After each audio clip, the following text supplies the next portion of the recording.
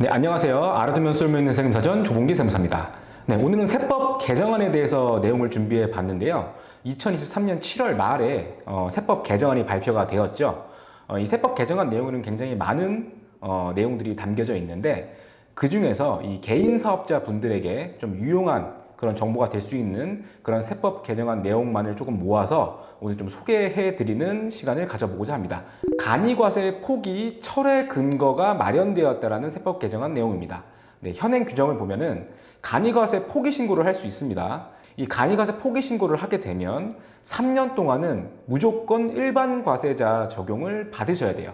하지만 이번 세법 개정안에서 내용을 신설해서 3년 이내라 하더라도 포기 신고에 대한 철회가 가능하도록 그 근거를 마련하겠다라는 세법 개정안 내용이 실렸다. 이 적용 시기에 대해서는 2024년 7월 1일 이후 신고하는 분부터 적용을 하겠다라고 해서 개정안 내용이 나왔습니다. 사업소득에 대한 소액부 징수 예외 규정을 추가하겠다라는 세법 개정안이 나왔습니다. 그 원천 징수 세액이 1,000원 미만일 경우에는 그에 해당 세액을 징수하지 않는 소액 부징수 제도라는 개념이 있습니다. 기존에는 이자 소득에 대한 부분에 있어서만 아무리 소액이라 하더라도 예외 없이 원천 징수를 하겠다라는 내용이 나와 있었는데요. 이번 세법 개정안에서 추가된 내용을 살펴보면은 대통령령으로 정하는 사업소득에 해당한다고 하면 아무리 소액이라 하더라도 징수를 하겠다, 원천인수세액을 징수하겠다라는 내용이 추가된다라는 건데요. 계속 반복적으로 행하는 활동을 통해서 얻게 되는 인적 용역 사업 소득에 대해서는 아무리 소액이라 하더라도 원천 징수를 하겠다라는 내용으로 이 사업 소득 원천 징수에 대한 합리화를 위해서 이런 세법 개정이 나왔다라고 하는 개정 이유를 밝히고 있고 2024년 7월 1일 이후 소득을 지급하는 분부터 적용을 하겠다라고 되어 있습니다. 전통시장에서 지출하는 기업 업무 추진비 송금 산입 한도 확대라는 내용이 나와 있습니다. 쉽게 말해서 접대비 한도에 대한 부분이라고 보시면 됩니다.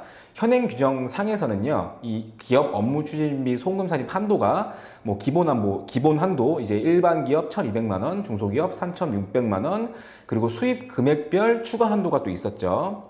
그리고 이제 또 추가 한도 내용으로서 문화 접대비, 이제 문화 기업 업무 추진비라고 표현을 할게요. 문화 기업 업무 추진비 특례로서 이제 20% 정도를 좀 추가해주는 내용이 있었고요. 이제 이번에 신설되는 내용으로서 전통시장에서 사용하는 기업 업무 추진비 특례 규정을 둠으로써 이제 기본 한도 더하기 수익 금액별 한도에다가 10%를 더 추가해서 공제 한도를 늘려주겠다라는 개념이겠죠.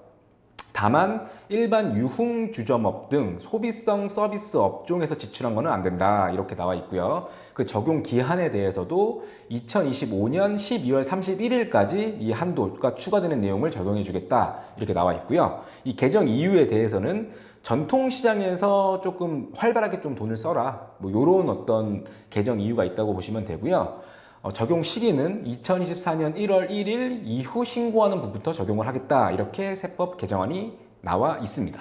착한 임대인 세액공제 적용 기한을 연장하겠다라는 세법 개정안 내용입니다. 이 상가 임대료를 인하한 임대 사업자에 대해서는 그 인하액에 대해서 세액공제를 추가적으로 해주는 개념이었는데요. 이 공제 금액이 임대료 인하 금액의 70% 이런 내용들이 좀 있었습니다.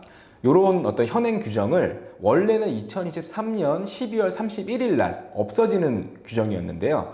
이 내용을 2024년 12월 31일까지 그 세액공제 내용을 더 연장해 주겠다라고 하는 세법 개정안이 나왔다 이렇게 보시면 되겠죠. 당연히 개정 이유는 소상공인의 임차료 부담을 좀 줄여주기 위한 목적으로서 더 연장을 해주겠다 이렇게 보시면 되겠습니다. 네, 다음으로 현금 영수증 의무 발행 대상 업종이 확대되었다라는 세법 개정안 내용입니다.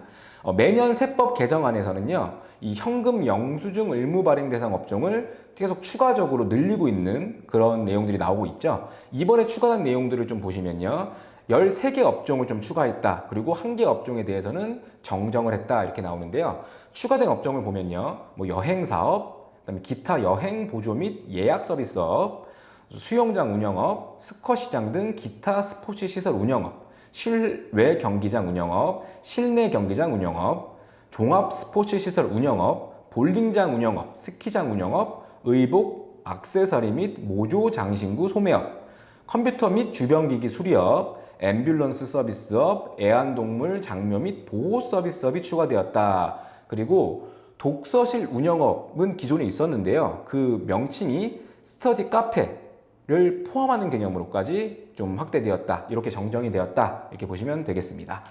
이 이제 의무발행 업종이 확대가 되었잖아요. 요거에 대해서는요, 2025년 1월 1일 이후 재화 또는 용역을 공급하는 분부터 적용하겠다라고 세법 개정안이 나와 있습니다. 혼인에 따른 징여재산 공제 부분이 신설되었다라는 세법 개정안 내용인데요.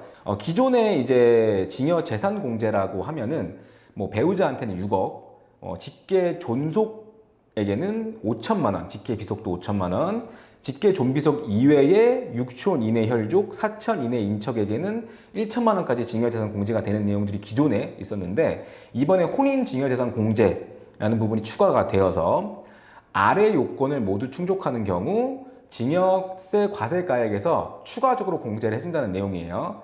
일단 징여자는 직계 존속이어야 되고요. 공제 한도, 늘려주는 공제 한도는 1억 원을 더 늘려준다. 이렇게 보시면 되는 거예요. 그래서 예를 들어서 아버지한테 이제 그 현금을 징여를 받는데, 만약에 혼인에 따른 현금 징여를 받으면 기존 공제 5천만 원에다가 이제 혼인 징여에 따른 공제 1억 원까지 해서 1억 5천만 원까지는 현금 징여가 징여세가 과세가 되지 않는다. 이렇게 보시면 되는 거죠.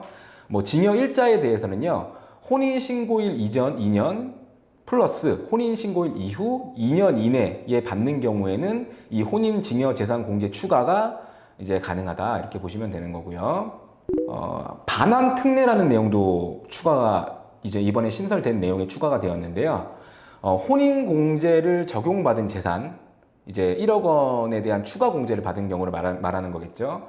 이렇게 재산을 받아놓은 이후에 혼인을 안 하는 경우도 있을 수 있잖아요. 이렇게 혼인을 할 수 없는 이제 정당한 사유가 발생하게 되면은 그 정당한 사유가 발생한 달의 말일부터 3개월 이내에 다시 또 징여자에게 반환하는 경우에는요, 애초에 징여가 없던 걸로 보겠다. 이런 내용도 나와 있고요. 또 가산세 면제 또는 이자 부과에 대한 내용도 나와 있는데요. 혼인 전 징여받은 이제 거주자가 징여일로부터 2년 이내에 혼인하지 않는 경우로서 징여일부터 2년이 되는 날이 속하는 달의 말일부터 3개월이 되는 날까지 수정신고 또는 기한 후 신고를 한다.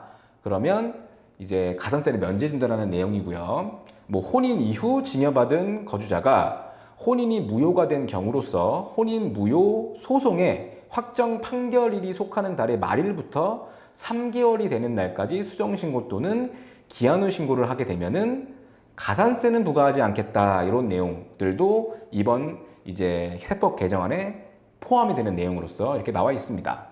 개정 이유는 결혼 비용에 대한 어떤 세부담을 좀 완화시키기 위한 목적으로서 이렇게 추가 징여세 공제를 해준다는 내용이 추가됐다. 이렇게 보시면 되겠고요. 그 적용 시기에 대해서는 2024년 1월 1일 이후 징여받는 분부터 적용을 하겠다. 이렇게 세법 개정안이 나와 있습니다. 기부금에 대한 세제 지원을 강화하겠다라는 내용의 세법 개정안에 나와 있는데요. 고액 기부에 대한 공제율을 한시적으로 상향하겠다라는 내용입니다. 이 현행 규정상 기부금 특별세액 공제를 보면요, 그 공제율이 1,000만 원, 기부 금액이 1,000만 원까지는 15%, 1,000만 원을 초과하는 분에 대해서는 30%에 대한 세액 공제를 해주고 있는데요. 이번에 신설된 부분은 3,000만 원을 초과해서 이제 기부를 하는 부분에 대해서는요, 그 초과 금액에 대해서는 40%까지 세액 공제를 해주겠다. 그 기한은 2024년 12월 31일까지라고 이렇게 세법 개정안이 나와 있습니다. 기부를 좀 활성화하기 위한 목적으로서 이 개정안이 나오게 된 거고요. 2024년 1월 1일 이후 기부하는 분부터 적용하겠다라고 나와 있습니다. 영유아 의료비 세제 지원이 강화되었다라는 세법 개정안 내용인데요. 일단 현행 규정 먼저 살펴보면은 현행 규정상에서 이제 의료비 세액 공제라는 항목이 있습니다. 그 의료비 세액 공제가 대상이 되는 이제 지출 비용이 어떤 거냐면 본인 또는 부양가족이 지출한 의료비에 대해서 이제 세액 공제를 해주는 건데, 그 내용에 대해서 보면은 총 급여액이 7천만 원 이하인 근로자가 산후조리원에서 지급하는 비용을 200만 원 한도 내에서는 그 대상 비용에 포함을 시켜준다는 내용이 있어요. 마찬가지로 이제 이번 세법 개정안에서도 마찬가지의 이제 내용이 있는 건데요. 근데 여기서 좀 바뀐 내용이 뭐냐면 산후조리원에서 지급하는 비용 200만 원 한도 내에서 의료비 세액공제 가능하다라는 거는 그대로 유지가 되는데 총 급여액이 7천만 원 이하인 근로자가 지출하는 그런 내용이 기존에 있었는데 그 내용을 삭제했다는 거예요. 총 급여액이 7천만 원이 넘어가더라도 산후조리원에서 지급하는 비용에 대해서는 200만 원 한도 내에서 의료비 세액 공제를 받을 수 있는 거고요. 그다음에 공제율은 15%로 동일합니다. 기존이나 이제 개정안이나. 근데 공제 한도 규정이 있는데 공제 한도를 적용하지 않는 대상이 본인 65세 이상인 부양가족 그리고 장애인인 부양가족이 지출한 의료비에 대해서는 한도를 적용하지 않습니다. 근데 여기에 이번 개정안에서 추가가 된 게 6세 이하인 부양가족에게 지출한 의료비에 대해서도 한도를 적용하지 않겠다. 이렇게 추가가 되었다. 그렇게 이래서 영유아에 대한 의료비 세제 지원을 강화하는 쪽으로 개정안이 나왔다. 이렇게 보시면 되겠습니다. 이 해당 개정안에 대해서는요, 2024년 1월 1일 이후 지출하는 분부터 적용하겠다라고 나와 있습니다. 자원봉사 용역 가액에 대해서 상향을 해주고요. 그다음에 그 적용 대상을 확대하겠다라는 내용이 있는데요. 이 자원봉사 용역에 대한서 이제 기부금으로 인정을 해줘서 기부금 세액 공제 같은 것들이 가능하게끔 이게 현행 규정이 되어 있습니다. 현행 규정도 그렇게 되어 있는데요. 기존의 이제 자원봉사 용역의 가액 중에서 기부금으로 인정되는 금액에 대해서 현행 규정상으로는 봉사일수에다가 5만 원을 곱하는 걸로 이렇게 되어 있어요. 근데 이게 어떻게 바뀌냐면은 봉사일수에다가 8만 원을 곱하는 걸로 가액이 좀 상향 조정된다 이렇게 보시면 되는 거고요. 또 이 적용 대상과 관련해서 기존 현행 규정상에서는 특별 재난지역 복구를 위한 자원봉사 용역이 이제 그 적용 대상이 된다 이렇게 나와 있는데 더 추가해서요. 특례 기부금을 받는 단체, 뭐 국가나 지자체, 학교, 뭐 병원, 전문 모금기관이 되겠죠. 이런 단체에 제공한 자원봉사 용역에 대해서도 이 대상에 포함시키겠다라고 해서 그 적용 대상도 확대된다는 내용으로서 세법 개정안이 나와 있다. 개정 이유에 대해서는요, 자원봉사 용역에 대해 좀 더 활성화시키기 위해서 이렇게 세법 개정안을 내놓았다 이렇게 나와 있고요. 적용 시기에 대해서는 2024년 4월 1일 이후 기부하는 분부터 적용을 하겠다라고 나와 있습니다. 장기주택 저당 차입금 이자 상환액에 대한 소득공제를 확대하겠다라는 개정안 내용인데요. 이 현행 규정상에서 보면은 장기주택 저당 차입금 이자 상환액에 대한 소득공제가 있습니다. 근데 그 공제 한도가 800만 원에서 최대 1,800만 원까지 되어 있는데 그 한도를 이 개정안을 통해서 600만 원에서 2천만 원까지 이 한도가 좀 높아진다는 개념이 나와 있는 거고요.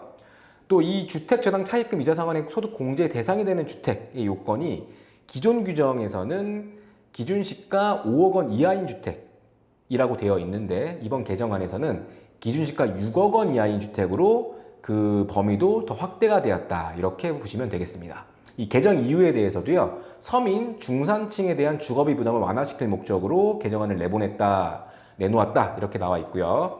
그 적용 시기에 대해서는요, 공제 한도 부분에 대해서는 2024년 1월 1일 이후 이자 상환액을 지급하는 분부터 적용을 한다 나와 있고요. 이 주택 요건에 대한 부분은 2024년 1월 1일 이후 취득하는 분부터 적용하겠다라고 나와 있습니다. 전통시장 및 문화비 사용분 신용카드 소득 공제율을 한시적으로 상향하겠다라는 내용이 나와 있습니다. 네, 현행 규정상에도 이제 신용카드 사용 금액에 대한 소득 공제라는 내용이 나와 있죠. 요거 있는데 이제 기존의 어떤 내용들에서 봤을 때에는 이제 그 신용카드 사용 부분에 대한 공제율들을 보면요. 신용카드는 15%, 현금 영수증 체크카드는 30%, 그다음에 도서, 공연, 미술관, 박물관, 영화 관람도 등에 대해서 사용했을 때에도 30%, 전통시장 40%, 대중교통 사용분 40% 이렇게 나와 있는데요. 여기서 이제 개정안을 보면요, 뭐 신용카드나 현금 영수증 체크카드 사용분에 대한 공제율은 동일하고요. 그다음에 도서, 공연, 미술관, 박물관, 영화 관람료 이렇게 나와 있는데 이 관련해 가지고 영화 관람료 등에 대해서 2023년 4월 1일부터 2023년 12월 31일까지 사용한 부분에 대해서는요, 한시적으로 40%에 대한 공제율을 적용하겠다는 부분, 전통시장 사용분에 대해서도 4월 1일부터 12월 31일 사용분에 대해서는 한시적으로 50%에 대한 공제율을 적용하겠다. 이렇게 추가적으로 이제 공제율을 상향하겠다라는 내용의 세법 개정안이 나와 있습니다. 개정 이유에 대해서는 내수 활성화를 지원하기 위해서 이렇게 일시적으로 소득 공제율을 좀 상향해 준다라는 내용으로 세법 개정안이 나와 있습니다. 네, 마지막으로 준비한 소식인데요. 주택 청약 종합 저축 소득 공제의 한도를 상향하겠다는 내용인데요. 이 현행 규정을 보게 되면요. 현행 규정상에도 주택 청약 종합 저축, 이제 청약 저축을 말하는 거죠. 이제 납입액에 대해서 소득 공제를 해주는데요. 이 공제 대상의 납입 한도가 연 240만 원으로 이제 현행 규정은 되어 있습니다. 근데 이 납입 한도에 대한 부분을 연 300만 원으로 이제 한도를 상향해 준다는 내용이고요. 이 개정 이유에 대해서는요. 무주택 근로자의 주택 마련을 지원하기 위해서 한도를 늘려준다라는 개념으로 보고 있고요. 2024년 1월 1일 이후 납입하는 분부터 적용하겠다. 이렇게 설명이 나와 있습니다. 좀 개인 사업자 분들께서 좀 활용할 수 있을 만한 그런 세법 개정안 내용에 대해서 좀 다뤄보는 시간을 가졌고요. 다음 시간에는 좀 더 좀 유익한 주제를 가지고 오도록 하겠습니다. 네, 조봉희 세무사였습니다.